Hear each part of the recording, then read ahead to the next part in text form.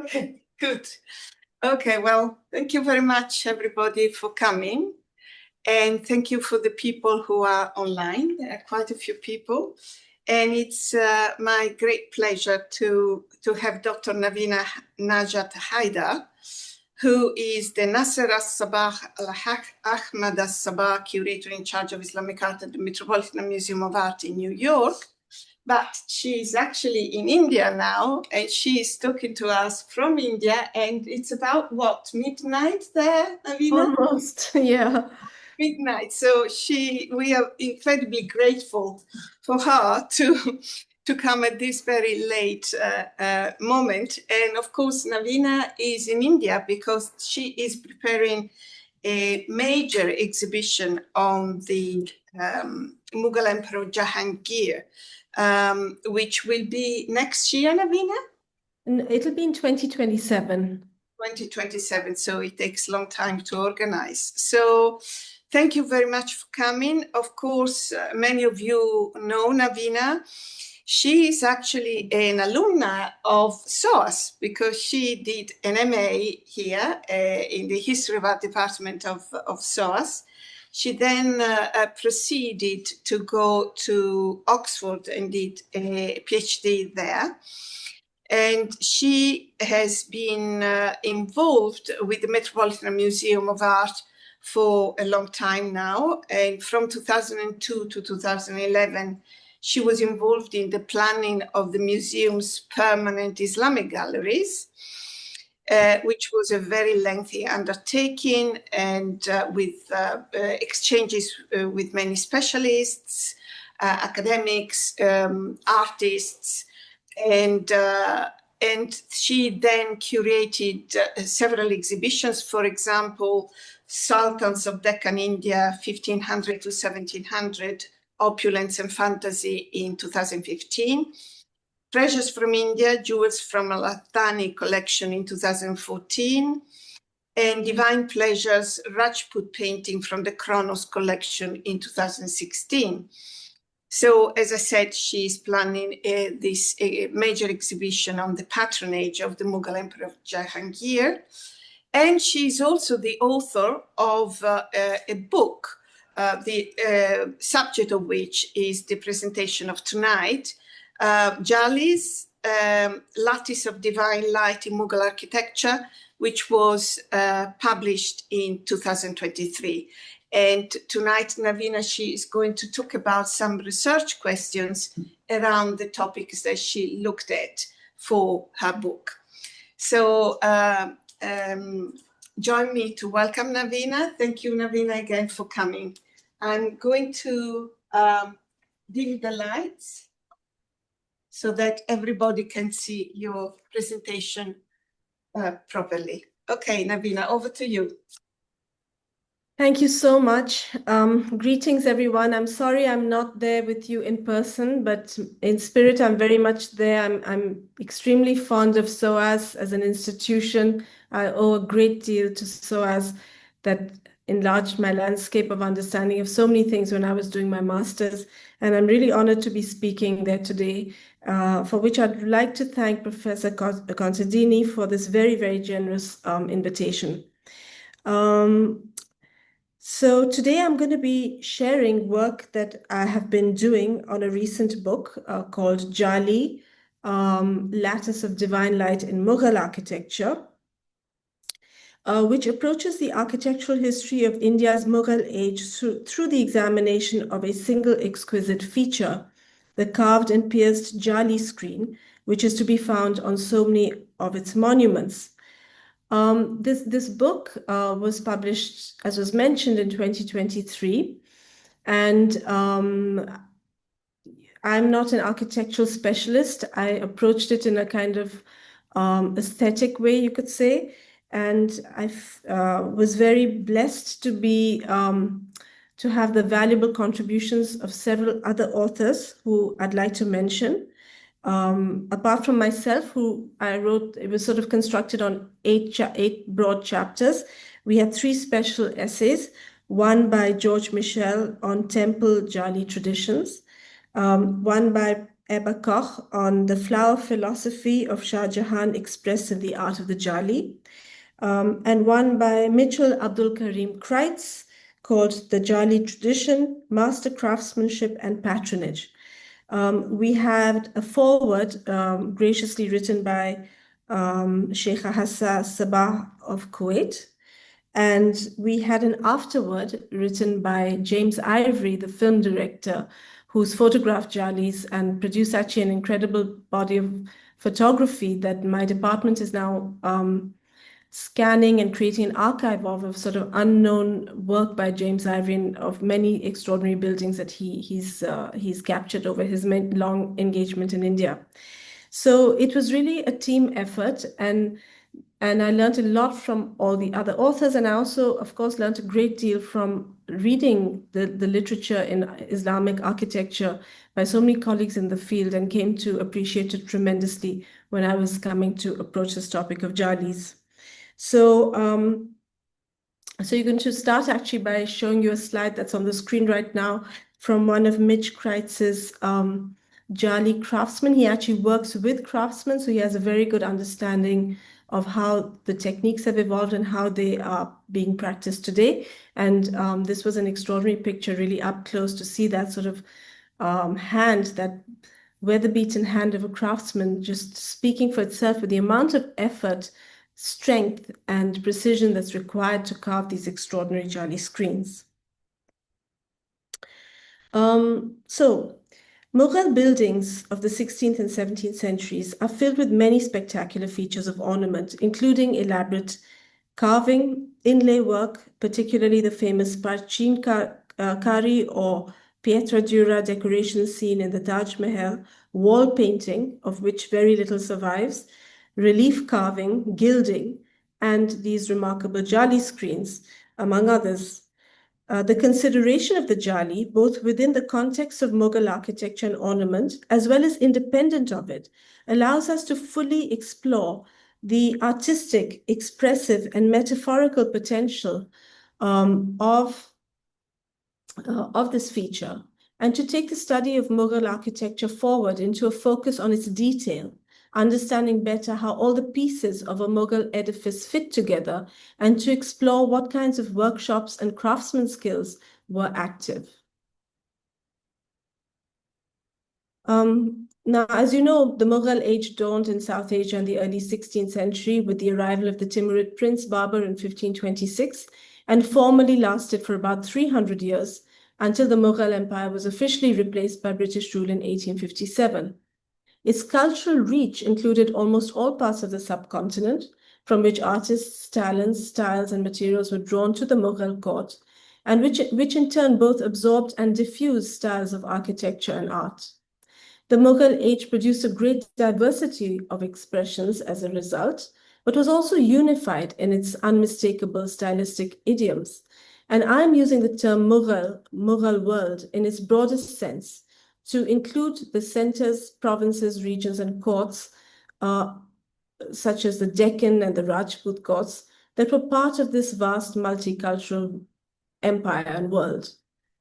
The Mughal style lasts in some ways until the present day, and certainly seduced Doris Duke when she went to India for her honeymoon in 1935 and commissioned, among other things, an exquisite set of Jali carved windows for her Mughal suite in Shangri-La, Honolulu. And you see one of those wonderful Jali screens from 1935 on the screen before you.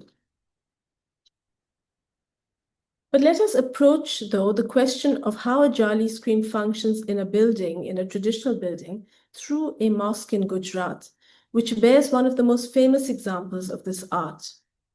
This building lies at the center of Ahmedabad city today, known as the Sidi Sayyid Mosque. As the title Sidi implies, the patron of this mosque is thought to have been the Abyssinian noble Sidi Sayyid, who died in 1576, and who was in the service of the Gujarat Sultanate during the rule of Sultan Mahmud III. The mosque was created at the very eve of Mughal annexation in 1572, perhaps explaining why parts of it seem to have been left incomplete. Here we see the mosque structure as the worshipper would approach it, from behind the hose or water tank for ablution, The mosque appears as a low-lying, flat-roofed building with 5 bays leading to the Qibla wall. The low bastion on one side might once have held aloft a minaret, and through the colonnade we can glimpse a trace of filtered light coming through arched screens on the upper part of the Qibla wall. Coming closer still, an ethereal organic tracery appears, seen in silhouette against the light which filters through its fine openings. It remains enigmatic and distant, but somehow transforms the inner space, with lightness and fineness, fighting for its own against the bright calendars, green fans, and carpet to be found there today. Moving to the back of the building, the plan becomes clearer. We see the Qibla wall from the outside, with 3 protrusions, or mihrabs, prayer niches, surmounted by a series of arched windows fitted with screens. Move closer still, and then the astonishing tree of life, Jali, comes into full view. Time stands still for one instant, when the eyes fully set upon the majestic vision of an opulent tree, unfurling its branches in lyrical grace across a pierced surface, bearing hundreds of delicate flowers and leaves which grow from it. A testament like almost no other to the Gujarati stonemasons, whose mastery of carving, chiseling, drilling, and executing a complex design is patent here. Hidden behind the curving tree is a straight and tall date palm tree, reinforcing the central axis against which the symmetrical and yet asymmetrical design expands. The main tree grows from a stylized ring, vaguely resembling an open-mouthed spout issuing fronds, a motif often seen in Indian art, but evoked here as the base of this fantastical tree. Why not, when this exuberant growth clearly lies beyond the laws of the natural world, yet we can recognize familiar flowers and petals and shapes and forms. A second arch, containing 7 trees, contains alternating flowering trees with waving and bending palms, interwoven with vines and leafy fronds, forming a wall of nature that seems both impenetrable and embracing. A third such jali must have been planned in the central bay of the mosque, but never completed as the Mughals arrived. And by the way, over the years, I've been told quite often that this third mysterious missing jali is known to be in a secret location. So I'm still waiting, and I throw that out there in case any of you ever discover it somewhere. And here's a close-up of the 7-tree jali, and I hope you're able to see on the screen how extraordinary the carving is. Now, these jalis, in their imaginative forms and virtuosic techniques, demand to be studied in their own right, from design and drawing to execution and meaning in the visual language of South Asian art. How, for example, can this powerful tree motif be interpreted in the context of mosque decoration, and especially in this exalted position on the Qibla wall? The symbol of a tree bears rich meaning in Indo-Islamic culture, drawing a range of references from texts and traditions.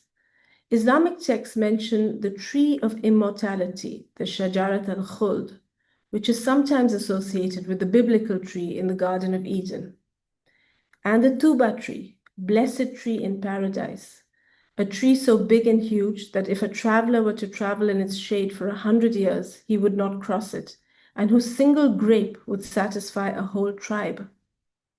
In Indian tradition exists the wish-fulfilling tree, the Kalpavriksha, a symbol of nourishment that fulfills all needs.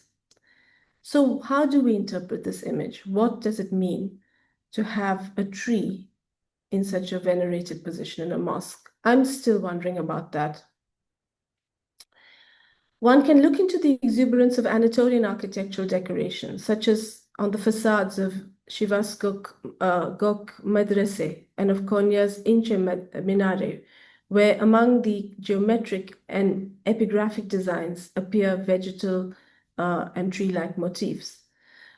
This kind of decorative sculpture in the round or high relief was created and included many kinds of representations, including human figures even and animals. Whether this is essentially a reflection of the decorative wealth of pre-Islamic monuments in Anatolia, or whether it is a vestige of pagan Turkish art that originated in Central Asia, is still an unsolved historical problem, according to sources that I've been reading. But certainly this motif, and sort of invites speculation, as I've mentioned. The relationship between such tree motifs extends into the world of textiles, particularly in the development of the painted and dyed textiles, or kalamkaris, sometimes called palampors, of the Coromandel coast, which came to develop a central fantastical tree motif, executed in a sinuously curving manner and rising from a hillock. While many missing links between the world of the Gujarat Sultanate and the later Deccan remain to be traced, the visual evidence argues for a larger context of such fantastical tree motifs that extended across the arts, media-wise, and geography.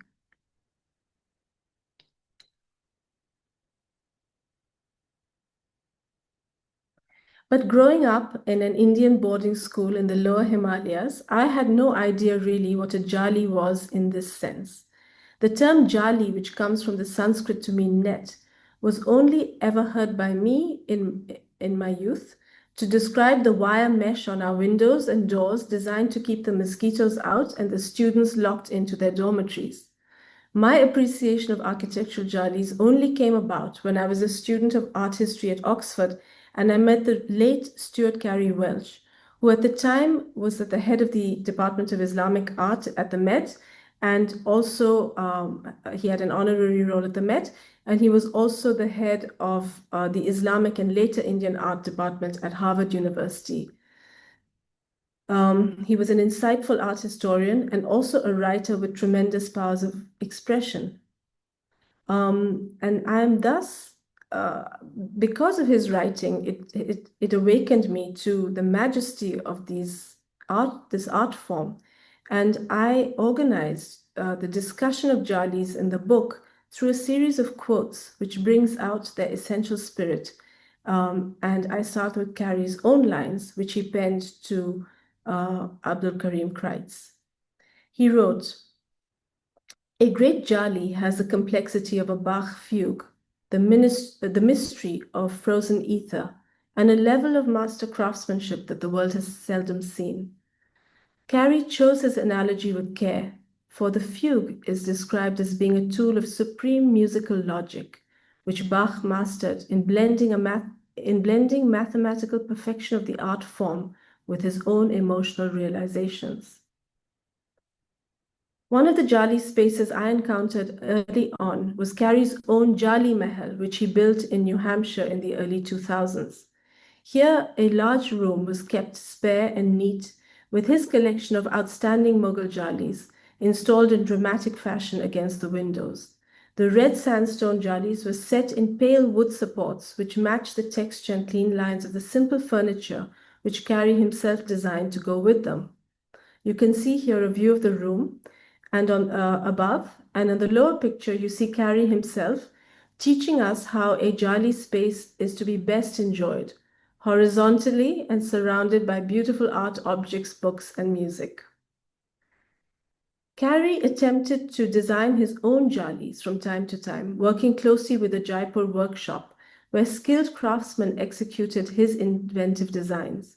He broke new ground on several occasions, including when he created this ecclesiastical Jali, beautifully photographed by our photographer Abhinav Goswami, to catch the divine light as it touches the crisp edges of the crucifixes and highlights the contrast with the roughly shaped borders of the slab.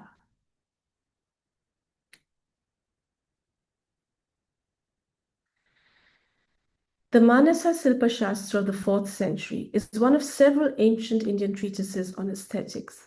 Among its many instructive passages is a recommendation for the treatment of windows and the motifs with which they should be carved. It mentions many motifs, assigning precise terms to each of them.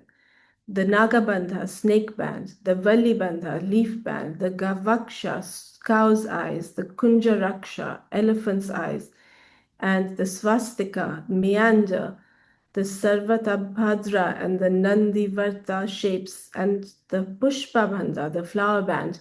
These are the shapes of the windows of which the Naga and the Valli should be employed in temples.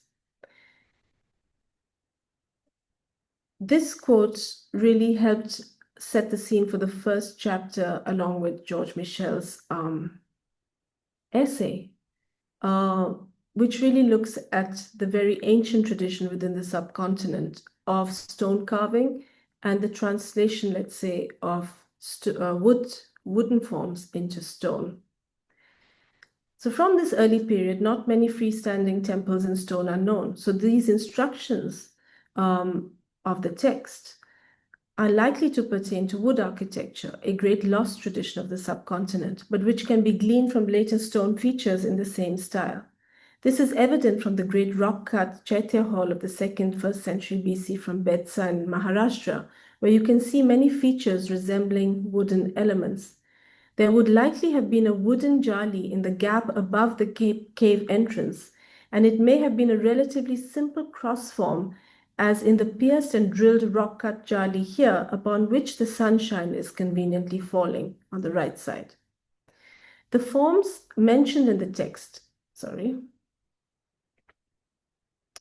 can be seen in many medieval Hindu and Jain temples all across the region. These are designed to bring in the light to dark spaces by piercing the outer walls, and they hold an auspicious function. These motifs also usually appear as part of a grid, the so-called Sakandak arrangement, where many of them appear all together, creating a wall of motifs, each one often different from the next, but all brought together in this arrangement. However, this feature never became dominant in temples. It was always a somewhat low-key feature compared to other elements, such as sculpture or decorative relief carving.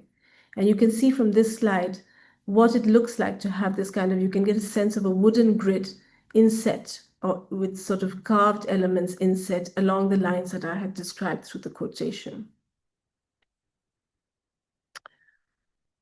With the arrival of Islam in Gujarat, new ideas about the metaphoric potential of light, aesthetics from the western part of Asia, and the need for new types of interior features such as the maksura, or private space within the mosque for the use of women or the nobility, brought about a transformation in the art of the Jali. This relatively low-key feature of temples was adapted and transformed into a much more significant element in mosques. And this is evident in the Mosque of Hilal Khan, built in the area of Dholka in 1333, one of the earliest structures to adapt this feature to new importance. The upper story of this building is fitted with a grand jali. The sacred symbols of temples are all embraced, with the addition of a single line of mehrab niches at the upper register, which I hope you can make out. Some of the motifs in such Gujarati jalis find close parallels in motifs found in large dyed and printed textiles produced in the region, and which form one of the most widely traded forms of textile, found from Fustat in Egypt to Indonesia and generally dated to the 14th century. The so-called big leaf style textiles contain a distinctive trefoil-shaped floral form which resembles the motif in the Jali screens from Ahmedabad, which you can see on the right. Sorry, I don't have a pointer, but so yes, you can see, maybe you can see my arrow here shows you the two sort of related forms. Furthermore, the border frames contain the same spiky floral heads in roundels at the cross points. So these little roundels that you see here are almost identical to something that you see here in the Jali. So again, I think this is the second example I've shown where you see a kind of relationship with textile designs.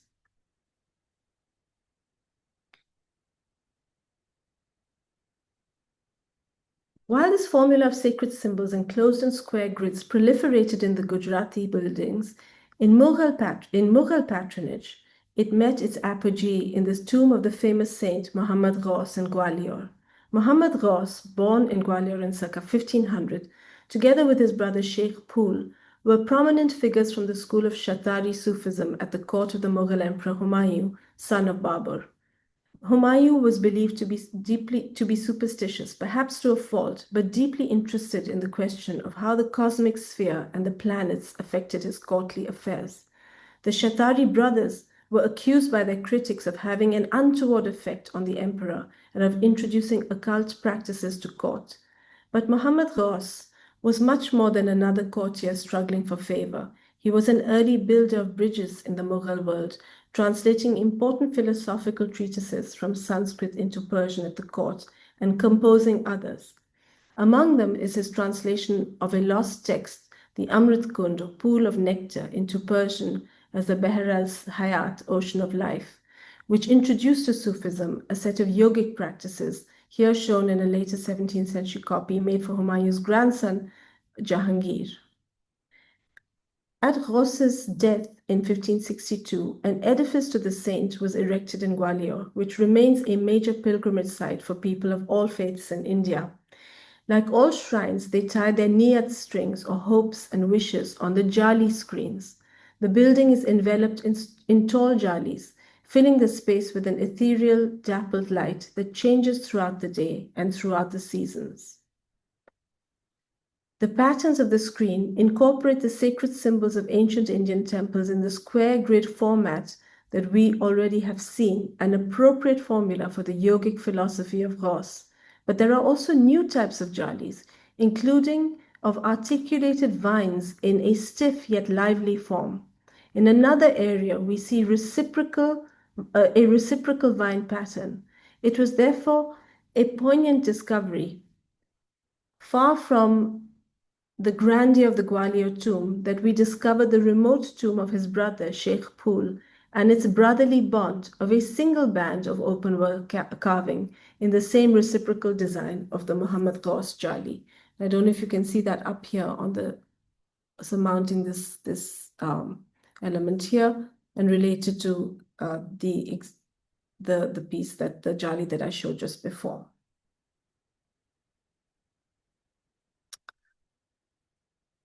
The Islamic faith brought a new symbolism to the meaning of light. Not only is the Quran replete with celestial imagery, such as the quote here, but also contains the Surat An-Nur, or the light verse, which speaks of God as light. This symbolism is well explored, as we know, in Islamic art history, and also has been applied to the interpretation of items relating to light, such as lamps. And also there is a whole response to the development of what is known as, or thought of as, celestial mathematics of design. I love this quote. No, I swear by these stars that recede, shifting and setting, by the night when it departs, by the morning when it breathes. And when you look at these objects, which are two lamps. The one on the left is a pierced earthenware lamp in the Metz collection from Nishapur in the 10th century. And the one on the right is one of the earliest sheet metal lamps that I know of. There are fragments that are perhaps a little bit earlier, but this is a complete sheet metal lamp. Possibly the links are later. And it's attributed to the 10th century in Iraq, and it's in the David collection. Through both of these examples, you can understand how, if you place a light, a source of light within the lamp, how you would get a certain effect, a light effect. And in some sense, these pierced lamps can be seen as analogs to Jali screens. In the powerful Jali screens of the Alai Darwaza, one of the original four original gates entering the Qutub Minar complex in Delhi that was erected in 1312, we see a completely different Jali design from the native square grids that we have encountered in Western India. Here we see a geometric design of stars and hexagons that creates illusions of other shapes and medallions carved in articulated ridges. Here's a detail of that.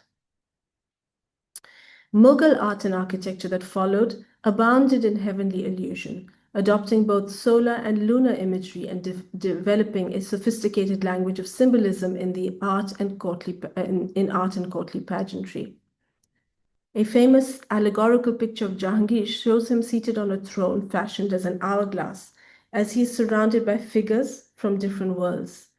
Jahangir is enveloped in a double halo that incorporates the light of both the sun and the crescent moon.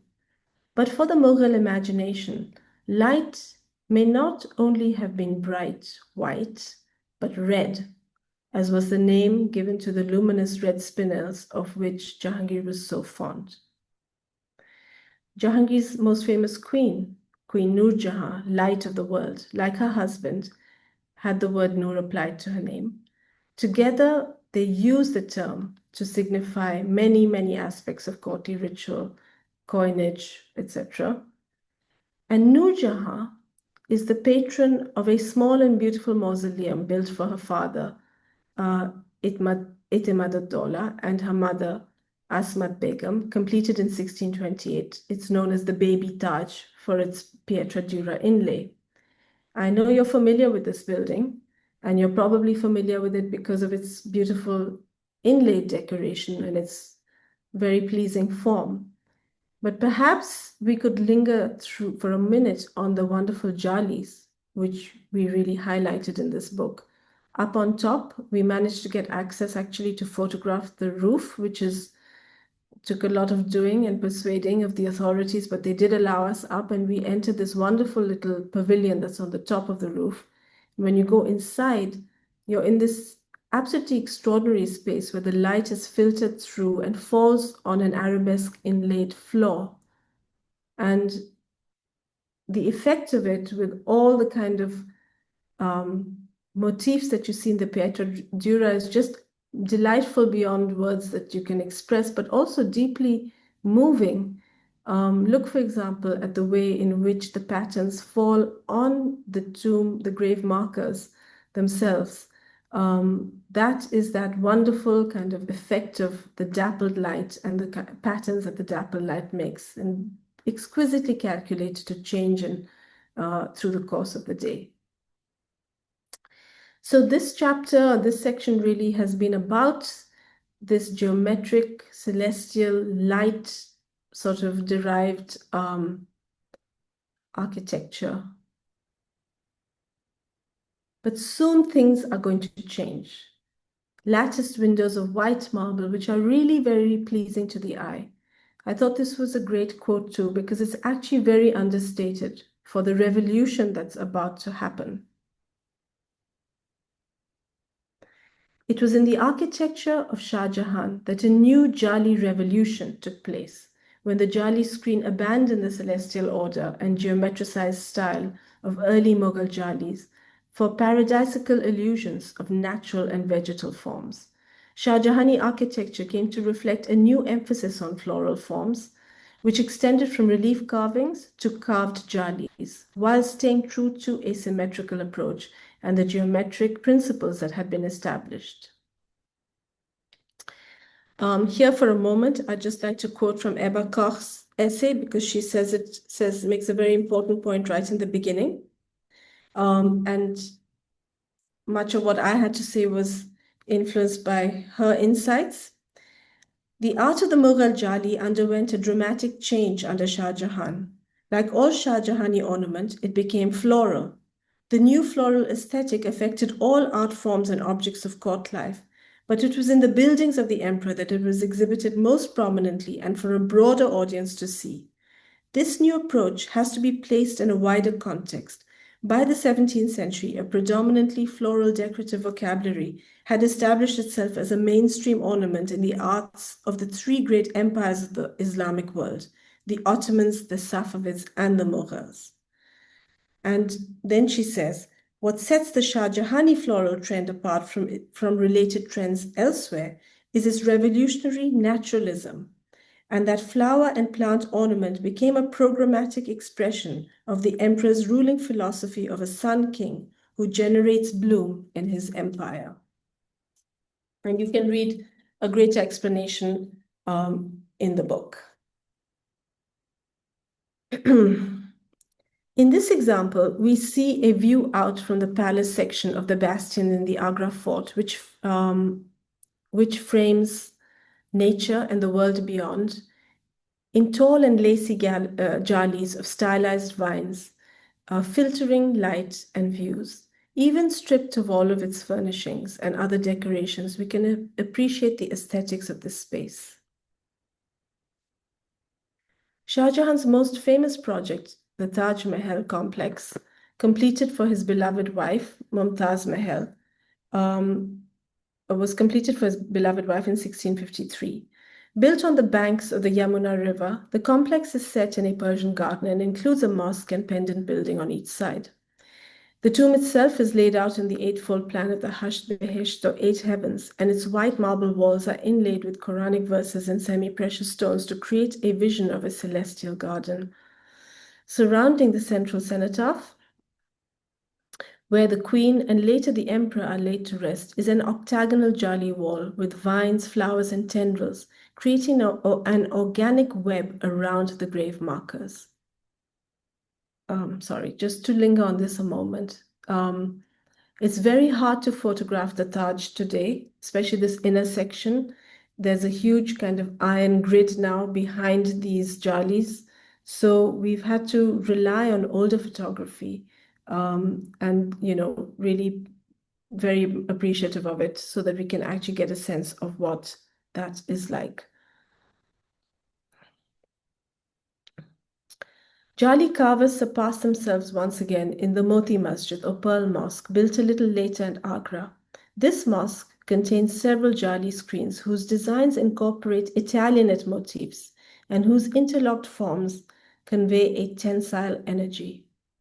The European elements in Shah Jahani Jalis include the spectacular style where an entire floral vase is created. And in yet another variation of the floral jali style, sorry, here's a close-up of these incredible jalis. I mean, I really thought this photography was amazing, very hard to get again. And yet in another variation of the floral jali style, we see whole flowers carved in the open and set into a monumental jali screen at the tomb complex of Ghaziuddin in the late 17th century.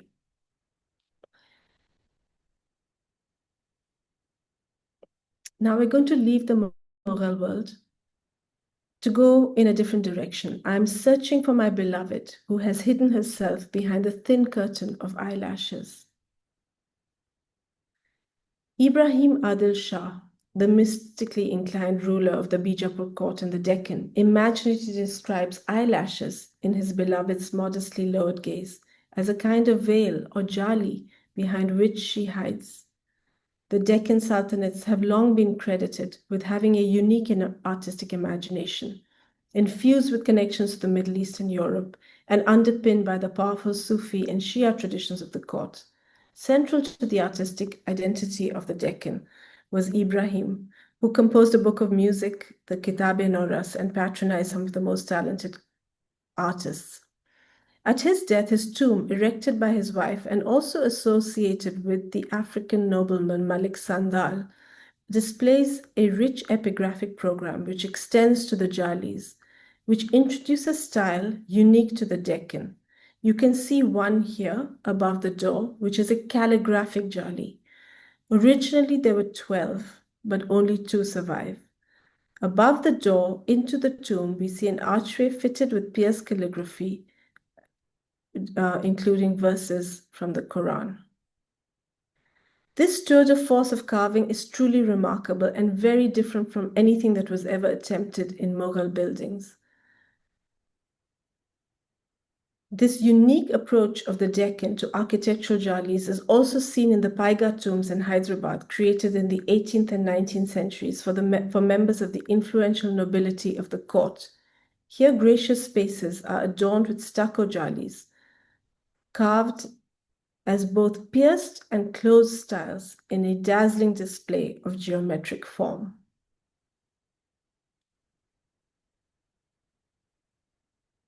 I know the planets talk at night and tell secrets about you. Mirabai, 16th century. But what of the world of women behind the Jalis and Charokas of Rajput palaces? While they had the desired effect of segregating the sexes, in the artistic imagination, Jali screens also sparked a sense of mystery and allure for what lay beyond. Life behind the Jali screen became a point of fascination, partly because it was the most powerful and inaccessible women who were concealed from gaze.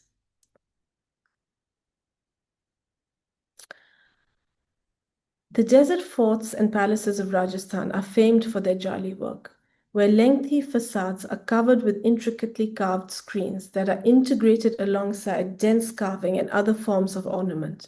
Typical of the Rajput style was the combination of deeply curved Bangla eaves with cusped arches surmounting the Jali screen. From this cloistered world, the voices of women writers and poets such as Mirabai emerged to tell us of their personal social and spiritual concerns in a powerful body of literature that offers us a view into the world screened from our eyes. As modernity approached, perhaps they sat on a Jali bench like this one to contemplate the incoming tide.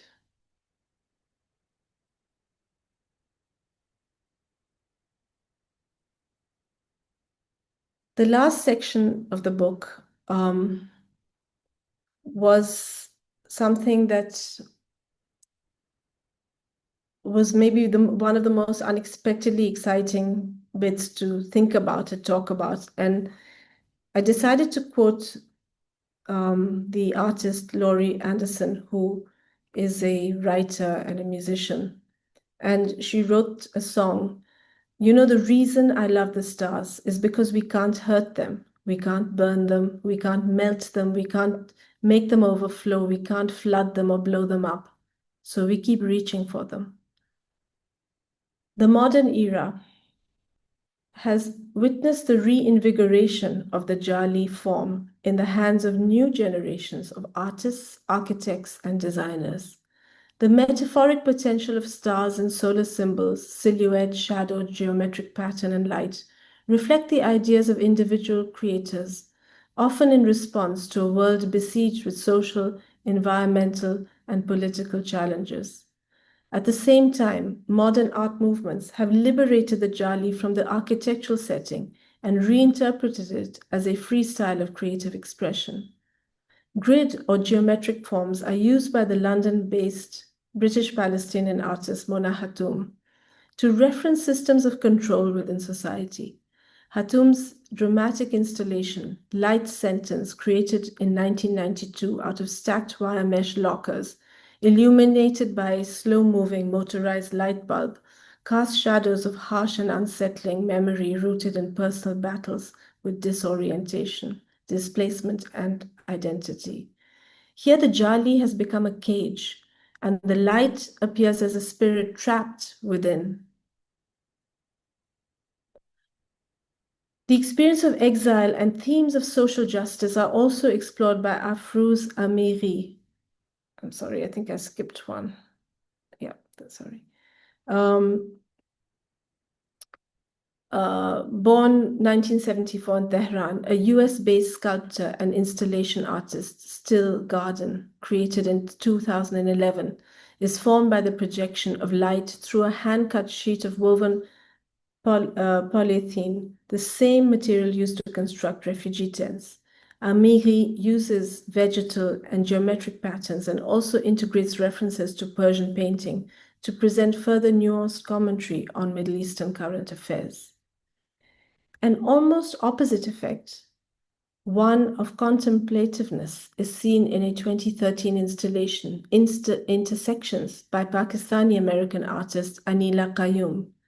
A single light bulb inside a large suspended metal cube, laser cut with geometry inspired by the Alhambra, bathes the walls, ceilings, and floors of the chamber with waves of interlacing pattern, enveloping all who enter this transcendental space. And of course, very grandly, I think we've seen the extraordinary use of Jali-like effects by the architect Jean Nouvel, both in his early work on the right in the Institut du Monde Arabe in Paris, and on the left in this incredible pierced dome made with 8 layers of, I think, aluminium, creating a kind of cascade of moving light. And in the book, I actually gave some references to interviews that I did with somebody on his team to understand what the philosophy and also the methodology behind the creation of the incredible roof in the museum in the Louvre in Abu Dhabi was. I'm going to end with one of my favorite images. The photographer who I mentioned of this book, his name is Abhinav Goswami, and he's a trained temple priest from Vrindavan. And he works as a priest for 13 or 14 days of the month, and then the rest of the month he's doing this incredible photography. But during his time as a priest, he witnesses many of the temple rituals, and one of them is an occasion when the temple priests prepare a jali made of fresh jasmine buds, and it is created in a sort of Mughal, quasi-Mughal Gujarati, style, and is the backdrop for the deity which you see in the foreground. So this photograph shows this fresh jali made of jasmine buds with the temple priests on each side. And I think of all the jalis, perhaps this is the most precious because it probably just lasts for a day or two before the buds fade away. But how interesting that in the very sacred heart of the language of the temple, you find that the jali appears as the kind of preferred form for this ritual.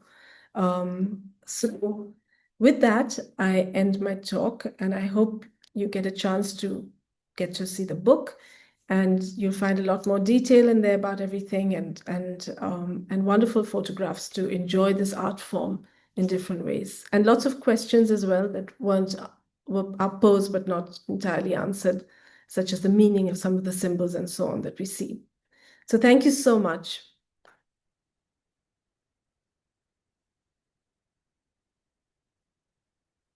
I'm going to stop my share. We have these as well. Yeah. Okay. Yeah. We have beehive. Yeah. Oh, really? Okay, well. Oh, there's pieces of it. Yeah, it's one of them. Interesting. Thank you so much, Navina.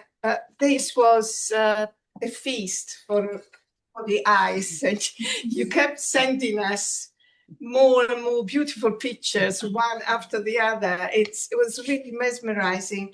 And I really appreciated your approach, your rather emotional approach to the arts that you were talking about, and also the reference to the scholars that you work with and the ones that have been working on the same material, and the artists, including the contemporary artists that are sort of continuing this wonderful tradition. So thank you so much. And I hope that you're not too tired. You can, because it's very late in India, and then you can ask a few questions. I should say, for the colleagues and friends that are on the online, please either write it in the chat, your question or your comment, or put up your hands, and we will sort of unmute your microphone. You can come to the microphone. I'm going to show the audience.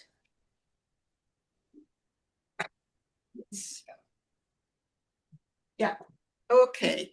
So any question, any comment from the floor here? Yes? Hello. Hi, Navina. It was such a pleasure. Thank you very much. I believe actually you might know my mother, Dr. Zara Faridani Akavan, for her work on the Shahnameh of Shah Tahmasp. So it's such a pleasure to actually get to know more of your other work here, because I know she also studied under Stuart Carey Welch. So it's always nice to see that name come up. I'm curious because you did mention the contemporary artists who are inspired by this, and they seem to be, there's an Iranian gentleman and a Palestinian. What about in India currently, and especially with new technologies and immersive arts in the region, and with Louvre Abu Dhabi and others, or Dubai? Are there any ongoing artists that you're particularly excited about for the future, and the 21st century versions of Jalis? Thank you. Well, I mean, there were lots of artists working in this mode, and some of them are not sort of officially artists. There's a wonderful school of craftsmen, for example, who do very fine paper cut Jali work, and they use it sort of very small blades and instruments to create incredibly fine pierced paper. And that is a kind of craftsman tradition that goes from people like that to, I mean, Anila Agha is a Pakistani artist. So, one could have added a lot more for the contemporary, including in India. And one, of course, has to use a certain amount of connoisseurship, let's say, because there's also kind of great cliched use of the Jali everywhere. And, you find hideous Jalis in many buildings, and many wedding invitations have got kind of Jali windows on the covers. And so, it's become overused almost in design, let's say, in some ways. So you have to really ask yourself, is this art or is it craft, and how is it, there are many questions. And so anyway, in the end, there are also the limitations of the book. So we chose a few extraordinary artists who really seem to be using this method, this image, let's say this technique of piercing as a surface in a truly moving, gripping way. So, but we could have done more. And in fact, some people have been so excited by the contemporary part that they want to see an expansion of that, because there is so much more potential. Yes, there is. Thank you. Any other question or comment? Yes. Hi, Navina. Hi. You've been well since we last met in Riyadh. I actually wanted to speak to you about something you mentioned about women and the fascination that it brings, the Jali. Because when you were talking, I was thinking about how Jalis had the capacity to create, separate zones of activity for men and women. And we know for a fact that this is a time when women are behind the curtain, but because they're behind the curtain does not prevent them from looking outside of the Jali. So there's a question that, is asked many times about the agency of women in this time. And when we see architecture kind of shaping gender and gendered spaces, we also get the opportunity to kind of comment on the agency of women at this time, right? Because they are invisible to the outsider, but they can see the outsider. But at the same time, the Jalis have they divide spaces where women interact and spaces where men interact. So how did you, in your research, find that?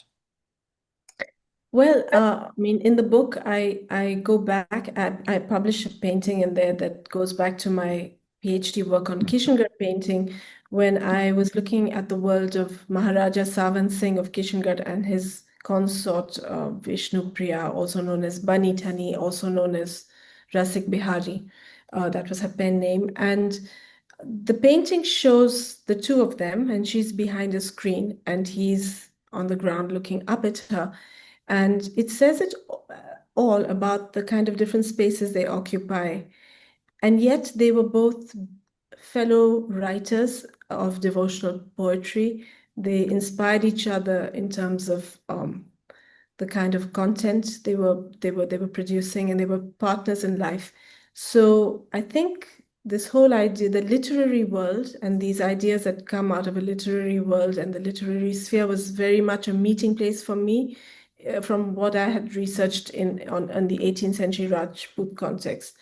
Now, whether that can be applied, I mean, you have to look at each moment and each case, and about the gender relationships. Something I'm curious about for the Jahangiri world, because there's such extraordinary women who are mentioned. There's Minur Jahan, of course, plays a very, very powerful role. She's a very powerful tastemaker, and her building is very innovative for its Jali designs. So yeah, I think I don't know if I've answered the question, but I think that the Jali is, for me and for most people, I think a question: what's behind the Jali? What are you not being allowed to see, and why? What's being shaped? What are the views? So in as much as it conceals, it sort of stimulates the imagination, the literary imagination, maybe more than anything else. Thank you. Any other question or comment? Yeah, Valen? Hello, Navina. Thank you so much for this beautiful, inspiring talk with this connection between the past and the present. I like that very much. And talking about that, when you showed those artists, contemporary artists, it came to my mind this Saudi artist that built an entire mosque made of fans, and so you have this idea of the Jali, or I would add to that the Mashrabiye, which is the Arabic equivalent. I think it's important to expand also the geography of this type of devices. So the Jali is also a connective. It's not only a place that separates, but it's a device that separates two spaces, creating a mystery, but also it's a device that creates a kind of transparency that connects two different spaces, and to the point, at some point, when it is really used as more a connective device than a separating device, it becomes quasi-transparent, like in that mosque, where you see the people inside, the mosque that is created, this artist, in the middle of the day, a mosque that you can displace. And each time he moves the mosque, which is made of this light material that is like a fence material, but very, very ajouré, you see the landscape inside the mosque, you see the people in action inside the mosque, and you see the outside world. So it completely dismantled, the device itself completely dismantles the idea of the outside and the inside. It becomes a fully connective device as well. I mean, so we could even think about the traditional Jalis of the past as also this kind of twofold devices that separate, create mystery, but also creates transparency and connectivity between different spaces, especially sacred spaces and non-sacred spaces. Yes. Yeah, that's a very good point. Thank you. Yeah.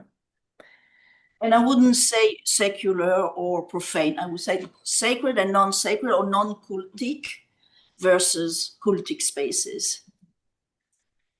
Yes, thank you so much. I think so. And actually on the Mashrabiyas, in the book, we actually, I was sort of focusing just on the Indian Jalis, but we have a whole section on Mashrabiyas, and also looking at them through the lens of Orientalist painting, because Orientalist painters seem to be especially captured by them and by their light effects, and also by the social context of those Mashrabiyah screens. So there's a little bit of a sort of exploration, let's say, of that in the book, which you'll see.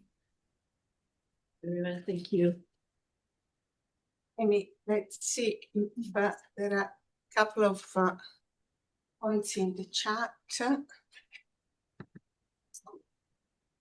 Thank you, Navina. I much enjoyed your talk and working with you on the book, which made me see Jalis in a new way, Eva Koch. And then Anushka Hussain, thank you, Navina, for a beautiful illuminating talk. Best wishes, Anushka. Any other question, comments, both online and here? Can I ask you a question? Please. And then I'm wondering about this.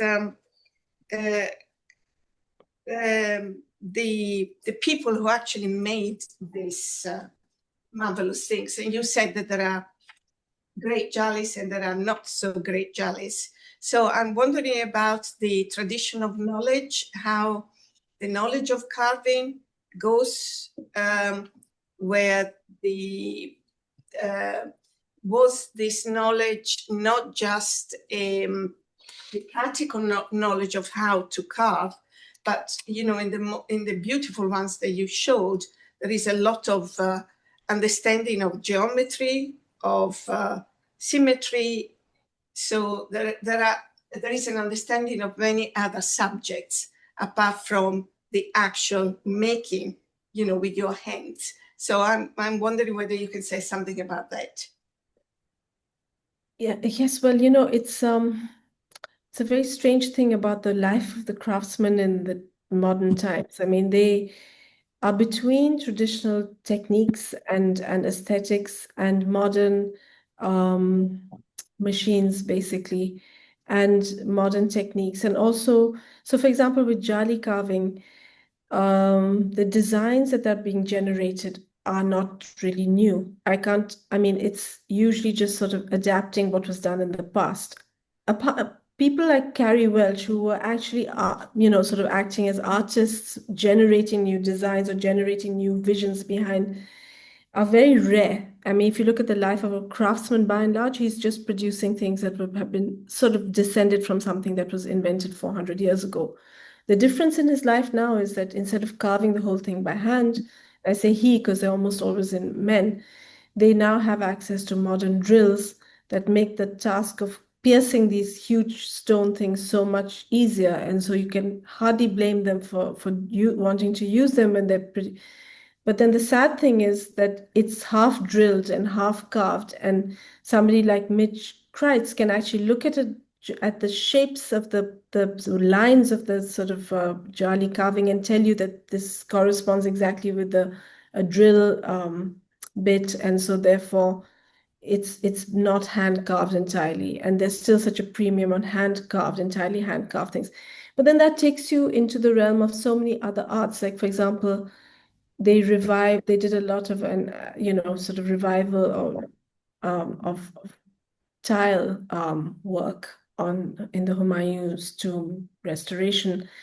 And I believe the old way involved lime plaster, but lime is very corrosive for their hands, and I think they must have found some new alternatives to that. Again, craftsmen can't be expected to, sort of damage themselves, and that lime is a very controversial material. So I guess what I'm saying is that I feel that the craftsman today is caught between new methods and old expectations. And I think we have to keep the crafts alive. And in an honest way, there has to be some acknowledgement of today's realities and develop a new vision for craftsmanship that is, fair and honest. Otherwise, there's a real problem with looking at designs. You're not sure what's going on half the time. I'm very skeptical. I mean, because I've seen a lot of fake Jalis, and actually in the book, we didn't put very many Jalis that were not in situ for that reason, because and for lots of museums and colleagues and so on in the field now ask me, are Jali fake or real, or lots of collected? And I try to go by what's in the architecture and make that as, a good reference point as possible.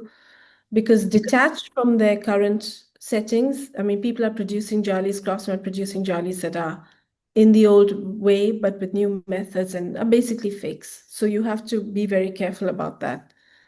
Sorry, a bit of a meandering reply, but yeah, Simon O'Meara, thank you, Navina. As everyone else has said, this was a beautiful lecture.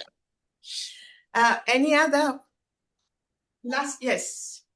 I was just wondering if there's any parallel. I'm curious about the connection between textiles and the Jalis and the patterns that are used. And when I looked at some of the Jalis, they reminded me a bit of wood blocks that are used in woodblock printing in India. I wonder if what's the connection between them both? Do the craftspeople who carve Jalis, are they completely different to the craftspeople who may be involved in printmaking? And how do you think that connection between textiles and Jalis happened? That's really interesting, because I never thought of blocks, which are of course also carved and also have that sort of Jali-like effect, in some sense, like, the part that is proud of it's sort of deep carved and so on. So I think there's 2 or 3 different things. One is the drawing, okay? And when you look at kalamkaris or palampors,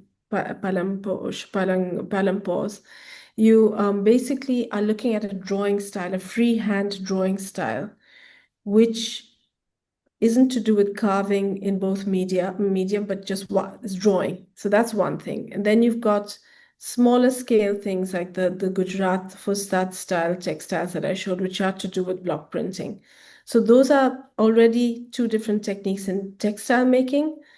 And then so I can't speculate. I think it's very interesting to ask how designs move across media. And I think one of the great things that Professor Ettinghausen and people in Islamic art did was to base their entire sort of approach on the transmigration of styles across media and to show what a powerful thing it is and how, even though they didn't like to use the term style, but there are moments in development, in artistic development, in the Abbasid age or the Ottoman age or the Mamluki age, that things come together in a stylistic cohesion across media. And it's an incredible thing that happens. Now, how it works and how it happens in each case differs and, depends on the details. In this case, I'm not sure. It really would depend whether it's a carved block could relate to a carved Jali, but a drawn textile would relate to some kind of a drawing that would have to start the design of a Jali. And we really don't know how those were done. I mean, we don't actually know how Jalis were made, frankly, in the 17th century.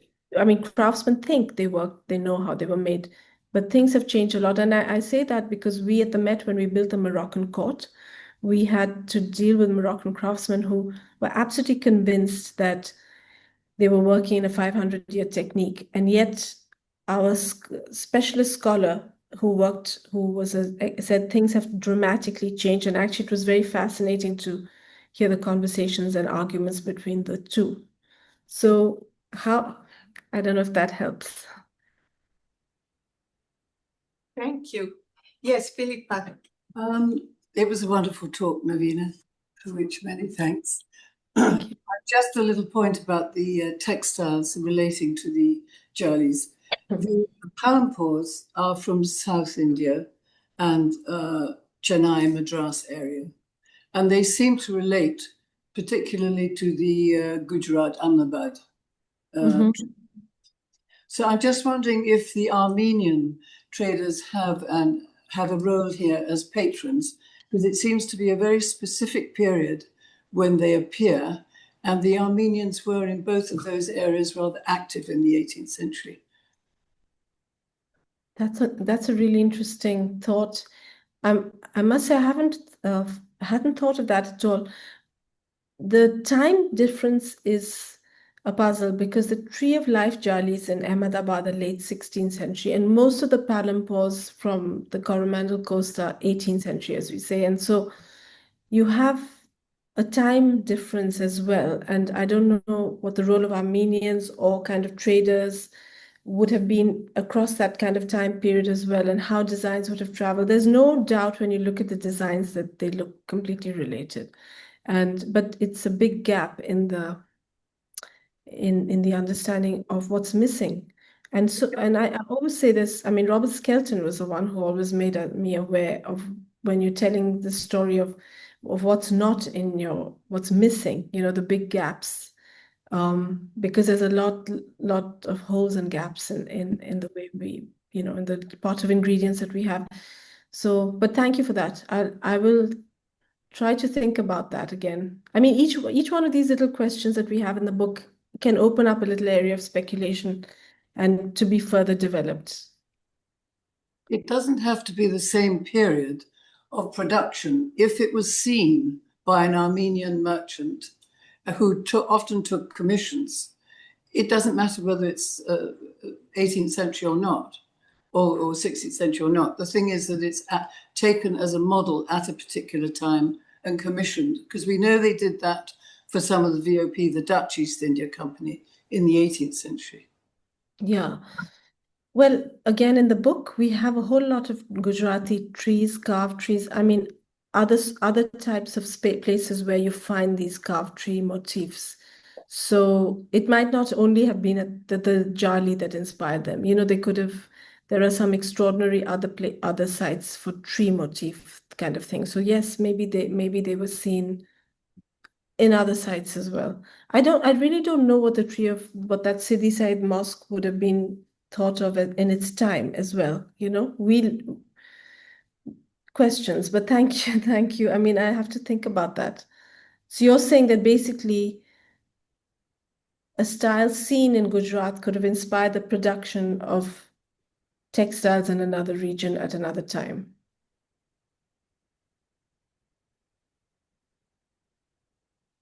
Sorry, seems to have gotten frozen. It's in the. Can you hear me? Yes. Can you hear? Yeah, no, it suddenly froze up for a minute, so thanks. So we have Karen Pinto, beautiful, thanks. Kurim Suteria, many thanks, Navina, mesmerizing to say the least. Emily Pott, thank you for your talk. The Ithra Museum in Saudi Arabia has just commissioned a really interesting Jali screen from a contemporary craftsman for their exhibition in praise of the artisan. There is a film of the same title about him making this along with other craftspeople. Yes, I've heard about that. I'm excited to see that. And Simon Majid, lovely talk. Thank you, Navina. Thank you. Any last, very urgent last?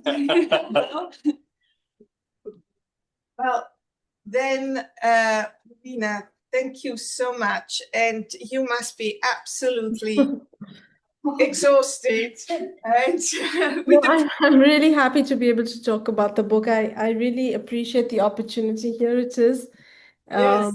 Yeah, and sorry, it's a bit fuzzy, but yeah, well, I'm this talk sort of inspires you to think about further questions, because it's never finished with the book, is it? No. And the publisher wants to do a part 2 on Middle Eastern peers. So if anyone's up for it, I can put you in touch with him, because this book was really appreciated. I think this, in the sense that people are really interested in architectural detail, it seems, and ornament, and you know, there've been so many ways. It's a different way of approaching architecture. So anyway, that is something that, you know, maybe somebody will pick up and do something. After we finished this book, we realized there were so many other interesting buildings, so many wonderful, interesting buildings in the Middle East, and I'm not qualified as an architectural, you know, an architectural person should really look at that material and bring that point of view too. But thank you so much for giving me the opportunity today. I really appreciated it. Thank you so much. Bye everyone, and God bless SOAS. Now.